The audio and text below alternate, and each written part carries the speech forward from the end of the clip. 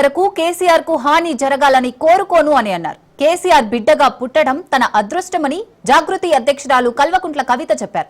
2014 నుంచి తాను పోరాటంలోనే ఉన్నానని, అధికారంలో ఉన్నా లేకున్నా తాను ప్రతిపక్ష నేతలాగే ఉన్నానని చెప్పారు.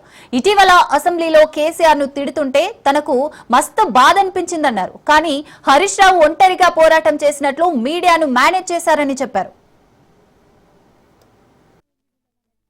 నా మీద మీకు కోపం ఉండొచ్చు, నా మీద ఏముందో ఎవరేం చెప్పారో నాకు తెలియదు. నేను మాత్రం నా ప్రాణం పోయినా కేసీఆర్ గారికి హాని జరగాలని కానీ, కేటీఆర్ గారికి హాని జరగాలని కానీ కోరుకోను. అది నా నైజం కాదు. ఆడపిల్లలకు అట్లా ఉండదు. ఆడపిల్లలు ఇల్లు బాగుండాలనుకుంటారు. నా మనసుకి ఎంత గాయమైతే, నాకు ఎన్ని అవమానాలు అయితే, నాకెంత ఇన్సల్ట్ అయితే, నా మీద ఎన్ని కుట్రలు జరిగితే నేను ఇట్లా మాట్లాడుతున్నది నా బాధ. ఇది నా ఆవేదన. నాన్న చూస్తలేరేంది వీళ్ళనన్నది ఆవేదన. చూసుకుంటే క్షమిస్తారండి, ఇంకెన్నిసార్లు క్షమిస్తారన్నది నా బాధ.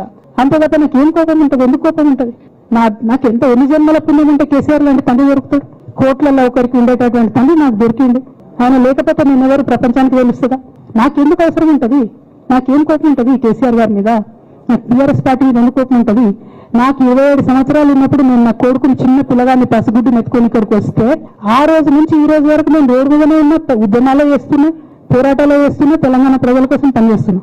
2014 నుంచి అధికారంలో ఉన్నప్పుడు కూడా నా ఇంటి దర్వాజాలు ఎప్పుడు తెలిసేవని ఇక్కడున్న మీడియా మిత్రులందరికీ తెలుసు. అధికారంలో ఉన్నా లేకున్నా నేను ఇట్లనే ఉన్నా. అధికారంలో ఉన్నప్పుడు నన్ను ఏమి సాగనేయకుండా నన్ను ప్రతిపక్ష ఎమ్మెల్యేని చూసినట్టు, ప్రతిపక్ష ఎంపీని చూసినట్టు చూసినా నేను ఇట్లనే ఉన్నా, ఓపెన్ మైండ్తోనే ఉన్నా. నేను కోరేది ఒకటే, కేసీఆర్ గారి ఆరోగ్యాన్ని కాపాడండి రామన్న, పార్టీని కాపాడండి, పార్టీలో ఉన్న కార్యకర్తలను కాపాడండి, అందరు బాగుండేలాగా ప్రజా సమస్యలు తీసుకోండి. నాకు అంతకుమించి కావాల్సింది ఏం లేదు. కానీ మొన్న అసెంబ్లీలో అర్ధరాత్రి దాకా పెట్టి రేవంత్ రెడ్డి గారు కేసీఆర్ గారిని తిడుతుంటే దయ్యాలు వేదాలు వాళ్ళు ఇస్తున్నట్టు అనిపించింది నాకైతే.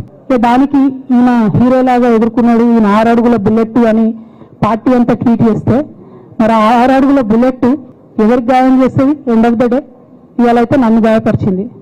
రేపు రామన్నను గాయపరుస్తారో, కేసీఆర్ని గాయపరుస్తారో. జాగ్రత్తగా ఉండండి రామన్న, నేను చెప్పేది ఏం లేదు. జాగ్రత్తగా ఉండండి, కేర్ఫుల్గా ఉండండి. నా మీద మీకు కోపం ఉండొచ్చు, నా మీద ఏముందో ఎవరేం చెప్పారో నాకు తెలియదు.